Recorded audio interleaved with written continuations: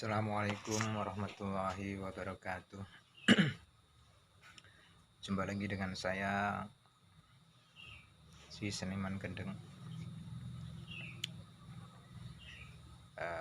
Pembahasan yang ada di grup kita waktu itu tentang kitab Wijining Dumadi itu telah hilang karena Facebook saya, akun Soekarno itu hangus kena hukuman dari FB secara permanen, jadi tidak bisa dibuka. Ya nggak apa-apa lah, namanya juga seniman gendeng, kita dibuat gendeng, kita terima saja. Kembali di sini saya akan membuat video-video tentang kitab Tuhfatul Mursalah dan juga insya Allah sebagian dari kitab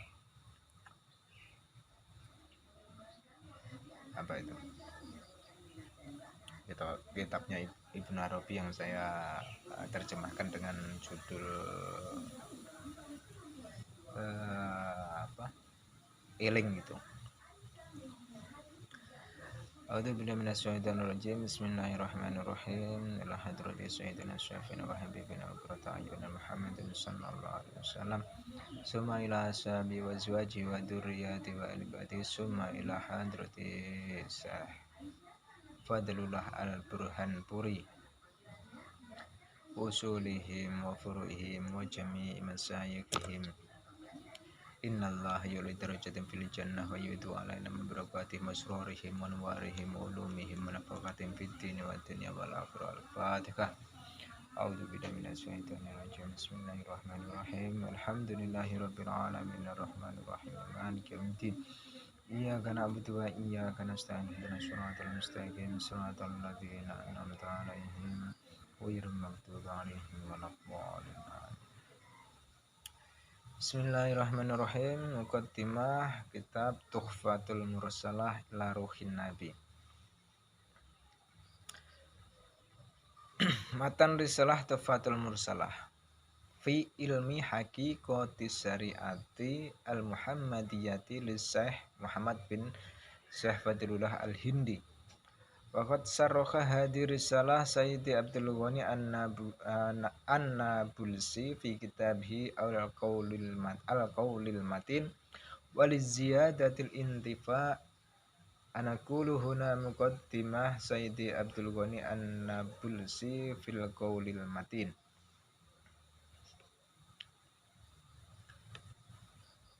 Pembukaan kitab Tuhfatul Mursalah ila Ruhin Nabi.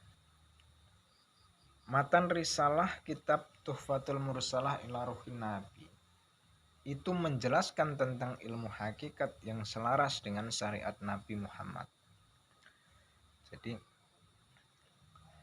kitab Tuhfatul Mursalah ila Ruhin Nabi itu adalah salah satu kitab inti dari beberapa ajaran Thariqah, khususnya Thariqah Satariyah.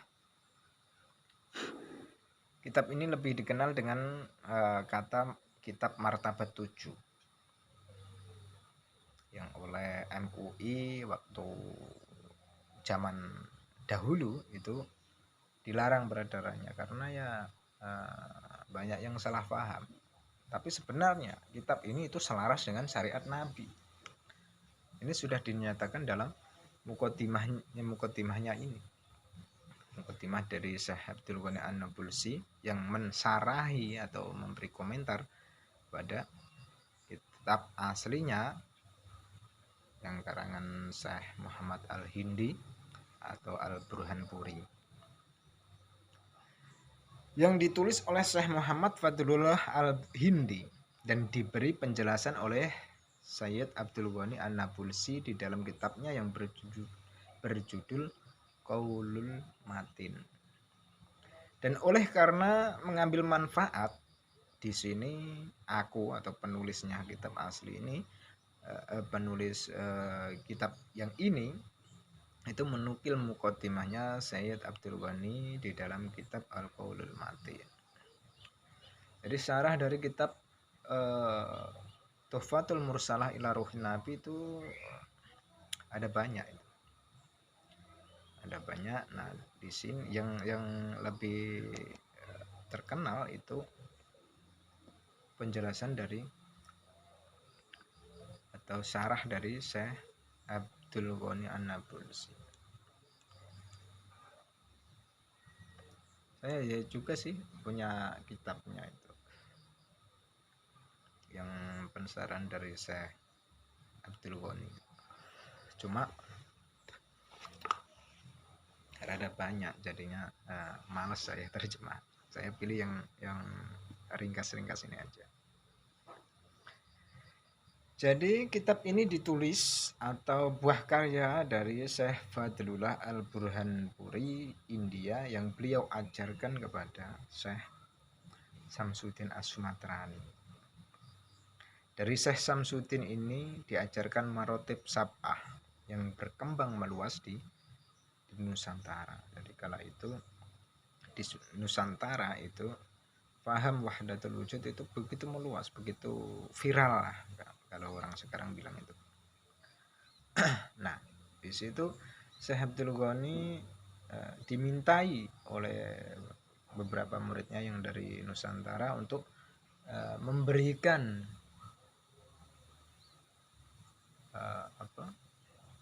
atau menulis sebuah kitab ringkas yang di situ menjelaskan tentang bagaimana sejatinya wahdatul wujud itu. Inti pengajarannya kan sebenarnya dari Syekh Ibnu Arabi. Nah, Syekh Ibnu Arabi itu sebenarnya juga mengambil intisari dari ajaran-ajarannya Al-Halaj atau Abu Yazid Al-Bistami. Jadi pencetus awalnya sebenarnya sih ya Abu Yazid Al-Bistami itu yang beliau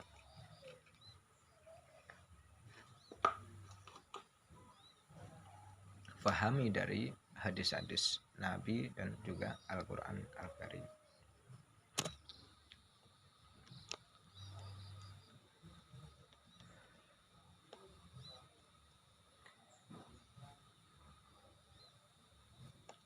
Di sini pada awal pembahasan kitab ini kita itu melihat ada beberapa hal yang patut menjadi contoh bagi kita.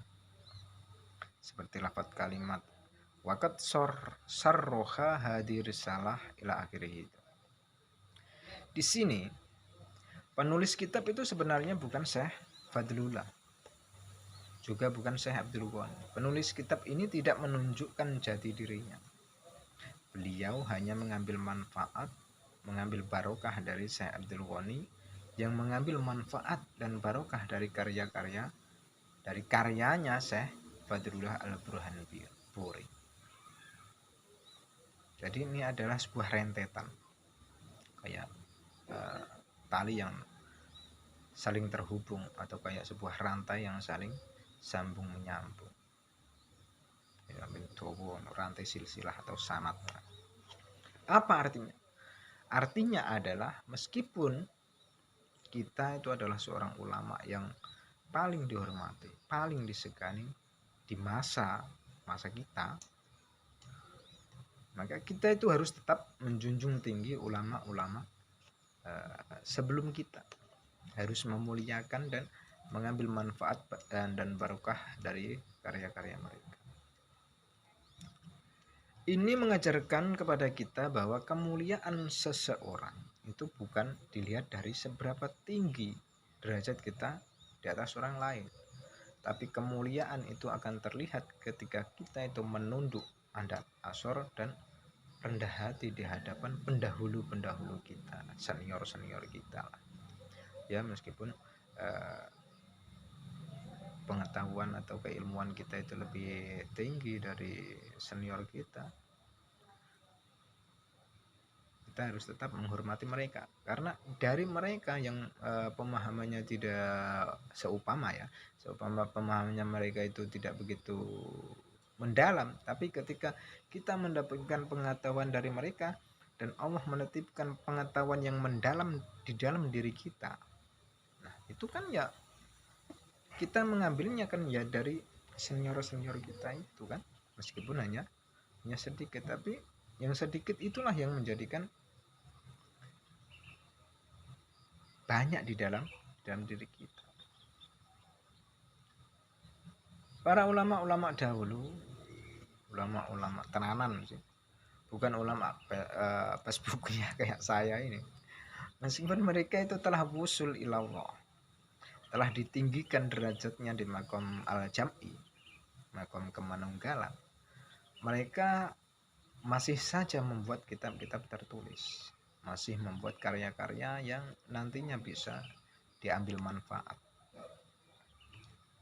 Mereka bukan bermaksud mendikte atau membuat dogma, tapi mereka membuat karya, menulis kitab-kitab agar karyanya tersebut selain diambil manfaat juga sebagai bahan perbandingan, bahan penambah ilmu kehidupan yang selama ini kita lalui.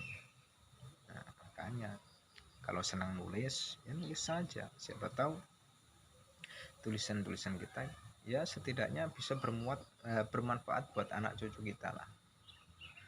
Nah, apalagi kalau kita itu tidak punya warisan, yang diwariskan hanya buku, ya enggak apa-apa, santai saja. Jika nabi-nabi diabadikan namanya lewat firman-firman Allah, maka nama para wali-wali Allah abadi lewat akhlak dan karya mereka. Nah, kita ya kan, apakah nama kita akan abadi hanya dengan merasa ilmu kita itu tinggi? Apakah nama kita akan abadi lewat pengakuan tentang tuntasnya diri kita membaca kitab diri?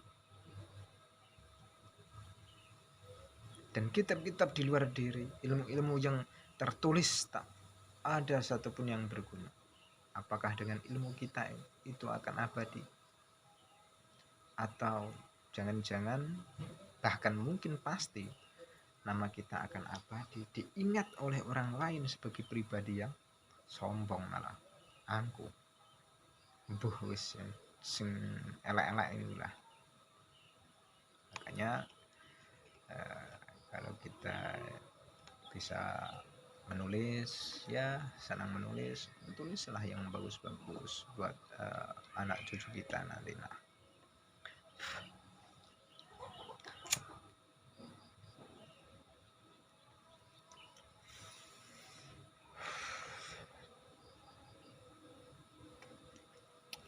tutup kopinya dulu. Bismillahirrahmanirrahim. Dengan menyebut nama Allah yang Maha Pengasih lagi Maha Penyayang. Wa bihi nasta'in. Alhamdulillahil wujud al-haqqul mubin al-mudhafi indal uqul ila kulli shay'in bi muqtada hukmihil matin fi qaulihil hakim fil fard. Allahu nurus samawati wal ard. Enggak perlu saya maknani ya, nanti terlalu lama nanti ngajinya, karena sudah banyak yang sudah ada dua sih yang saya maknani ala pesantren ini. Itu nanti ada Sirul Asror, nanti insya Allah saya upload juga. Terus Sirul Asror memang saya upload sudah. Itu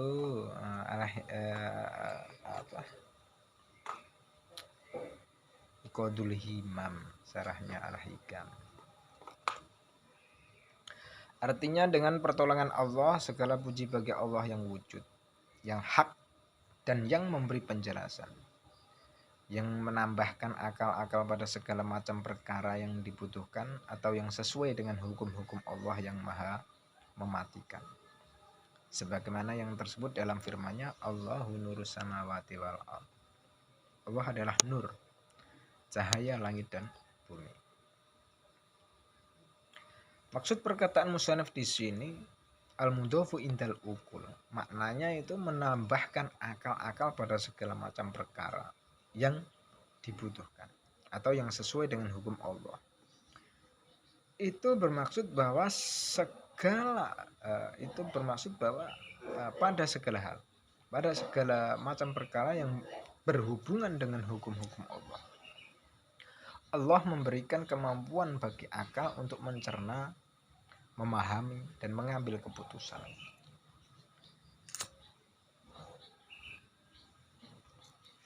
Misalnya begini.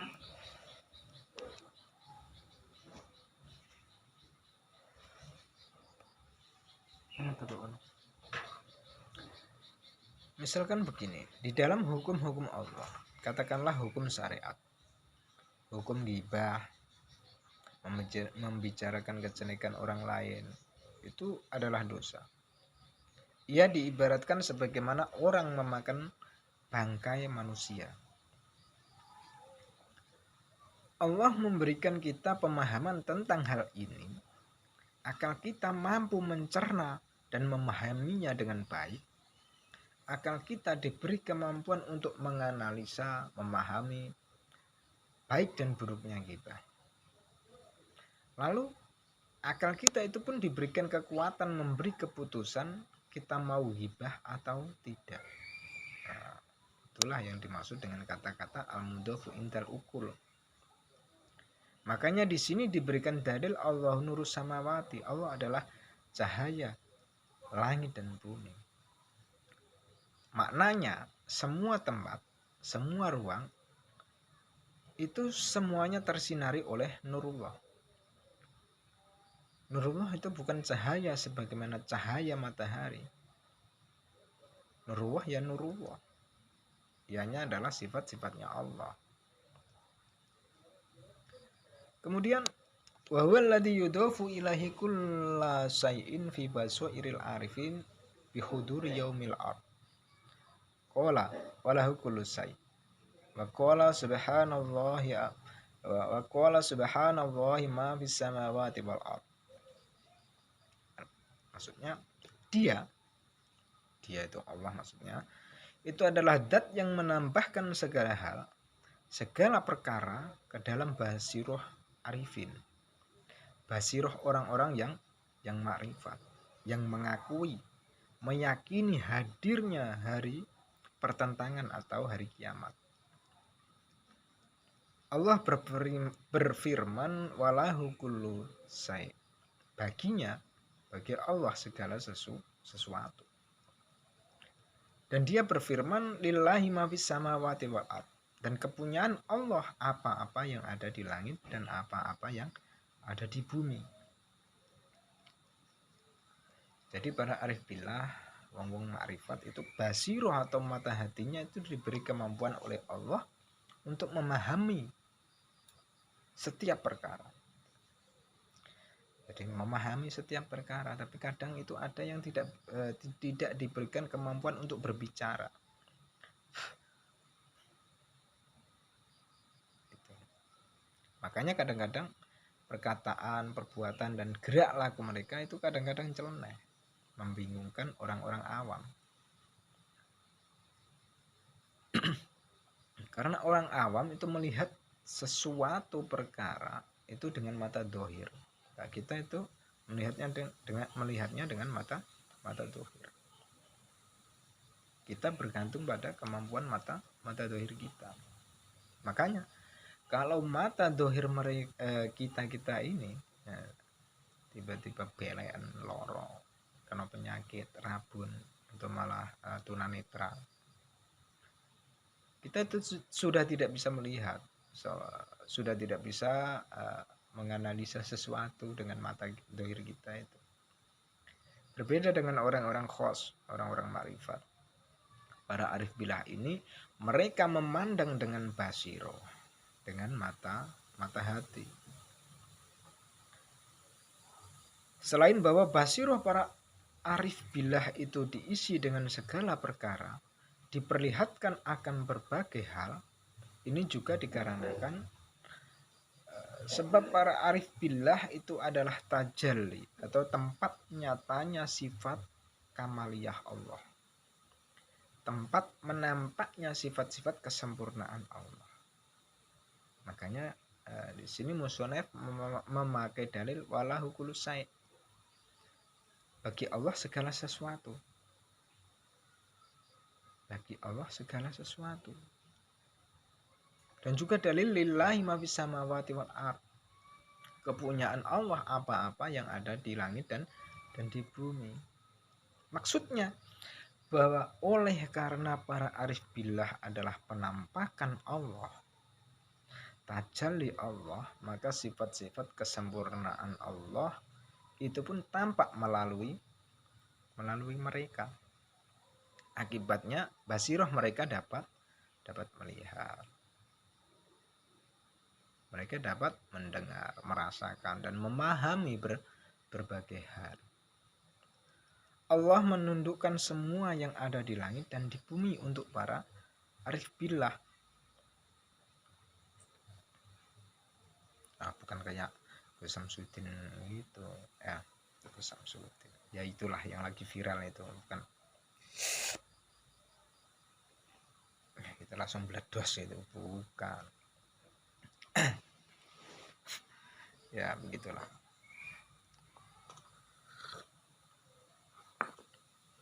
Orang-orang yang dekat dengan Allah itu tidak harus seperti itu. Kalau seperti bisa seperti itu nanti akan serupa dengan Gus Al-Jadab itu. Masa level arif billah menyamai levelnya Gus Samsudin. Dia itu tinggi, itu bisa meledos jedar itu. Mantap.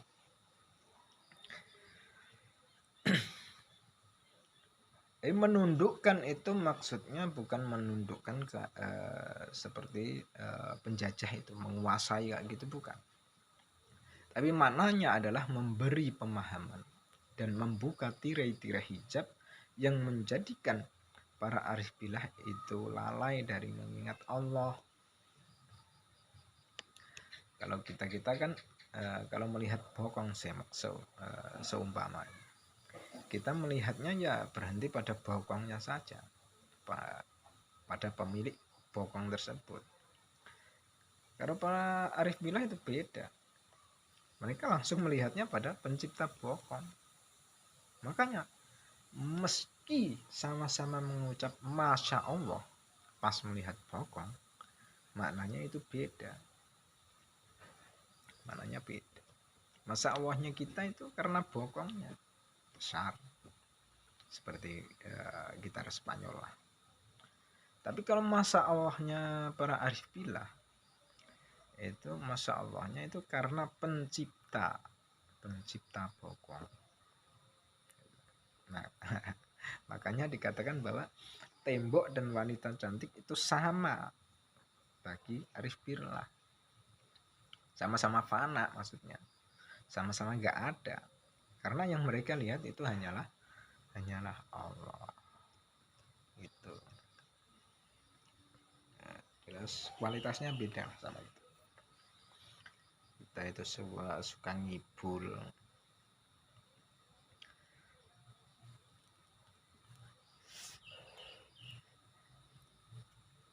suka main-main, ya gitulah, menjadikan agama sebagai pelindung bagi tipuan-tipuan kita. Memang enak itu, tipuan dengan agama itu paling enak, apalagi kalau sudah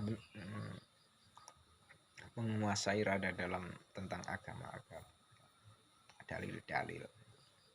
Enak itu dibingkokkan itu enak. Ya gak apa-apa lah. Itu urusan mereka dengan Tuhan. Semoga kita dijauhkan dari hal tersebut. Itu saja dulu. Besok kita sambung lagi. Wabillahi taufik wal hidayah. Wassalamualaikum warahmatullahi wabarakatuh.